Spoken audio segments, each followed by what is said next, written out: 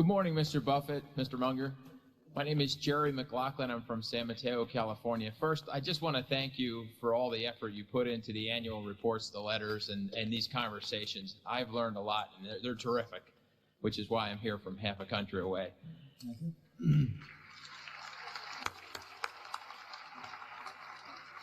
You know, you've said that great companies are those that have an economic moat.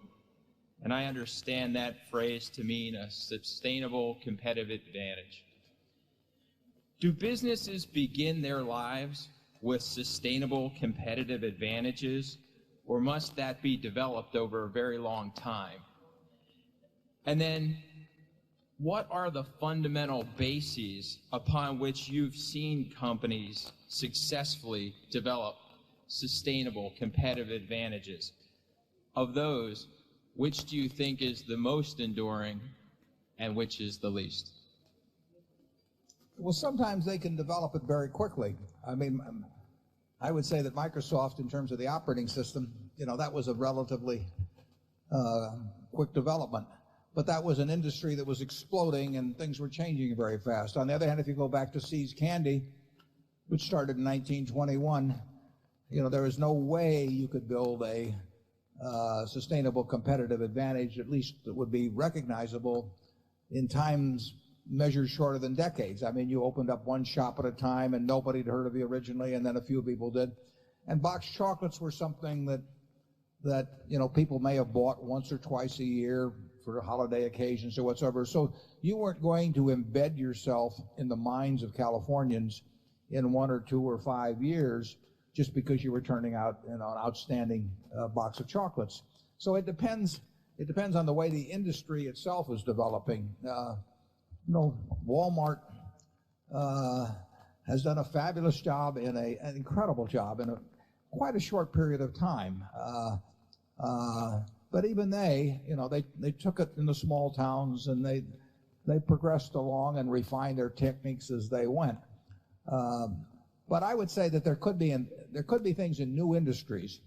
I would say with NetJets, we have a sustainable competitive advantage, and that's an industry that was only originated in 1986 when Rich Santulli got the idea, and it was in its total infancy for a good many years after that. But what he has built is building and fortifying is that sustainable competitive advantage. But it depends very much on the industry you're in. And I mean, Coca-Cola, 1886, Jacobs Pharmacy, Atlanta, Georgia, John Pemberton came up with a product. Did he have a sustainable competitive advantage that day? If he did, he blew it because he sold the place for $2,000 today. He was a gambler.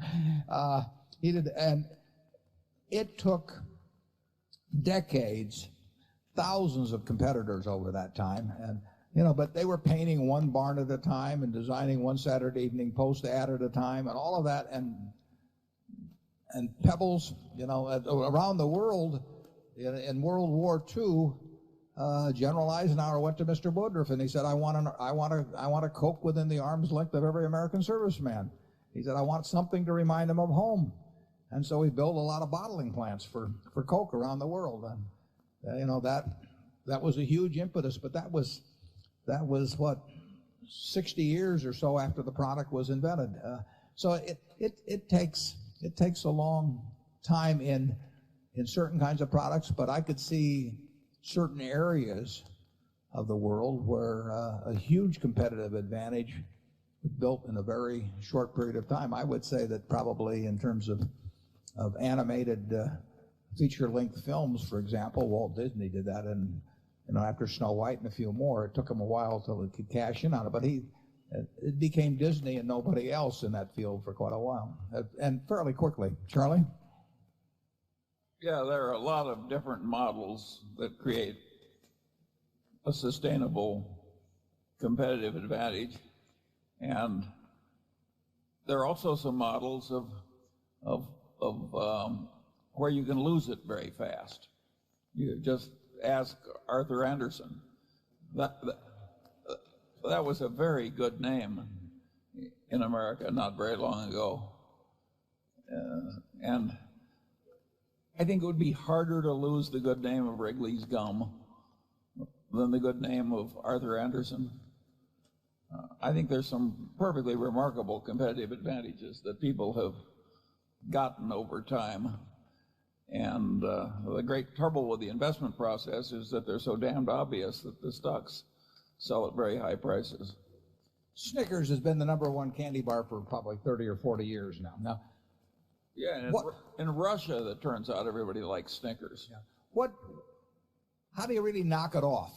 I mean, we make candy. We would love to displace Snickers, but it's hard to think of ways to knock them from the #1 spot. I mean, my guess is that they'll be #1 in 10 years from now in candy bars, and the list doesn't change much in that field because if you think about the nature of how you make that choice as to what candy bar, if you were chewing spearmint chewing gum 5 years ago and you buy a pack of some chewing gum today, it's likely to be spearmint. I mean, there's things that you experiment a lot with, and there are things that you don't fool around with once you're happy. And you can understand that if you observe your own habits and people's habits around you. But there's usually if something can gain competitive advantage very quickly, you have to worry about them losing it quickly too. I mean, when an industry is in flux, there are a lot of people that think they're the survivors or the ones that are going to prosper, where it turns out otherwise. I've come to the conclusion that great investors are made, not born. Do you and Mr. Munger agree with this conclusion? If so, why? If not, why not? And if you do agree, what things would you recommend that someone do if they wanted to become a great investor? Also, what mental attributes do you think a person should have if they want to try to become a great investor? Thank you very much. Yeah, I largely agree with what you said.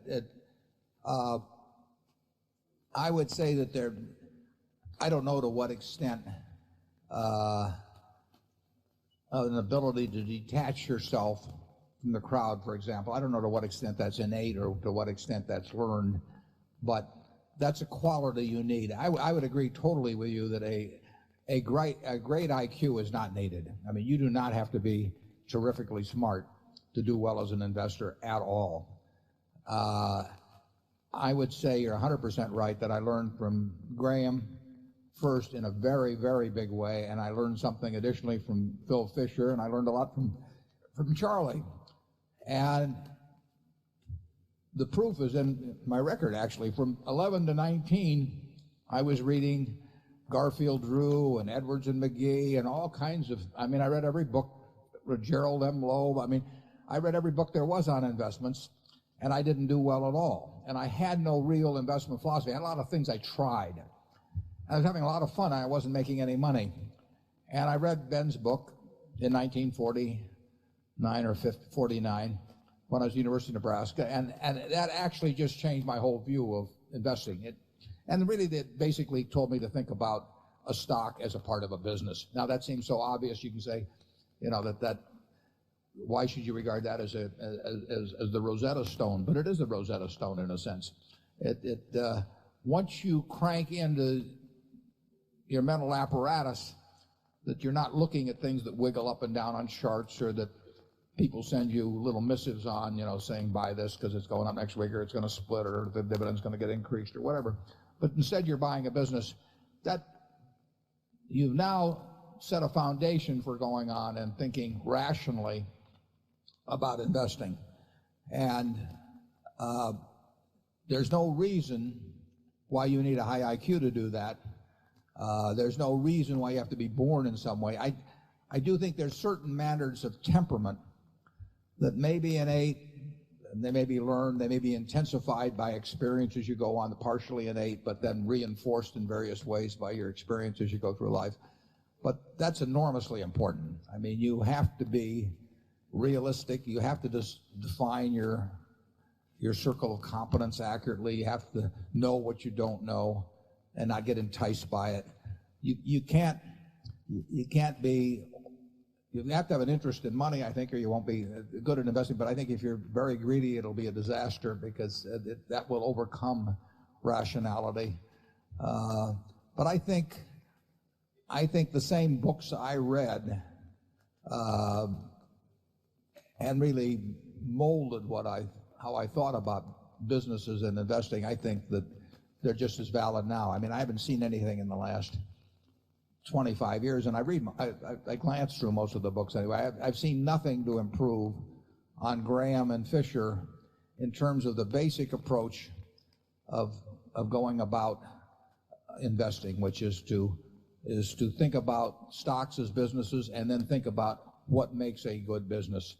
And really that's all there is to investing and having a margin of safety, which Ben talks about, and so on. It's not a complicated process, but it definitely requires discipline. It requires insulating yourself from popular opinion. You simply can't pay any attention to it. It just doesn't mean anything. So the idea of listening to lots of people tell you things and all that, it's just a waste of time.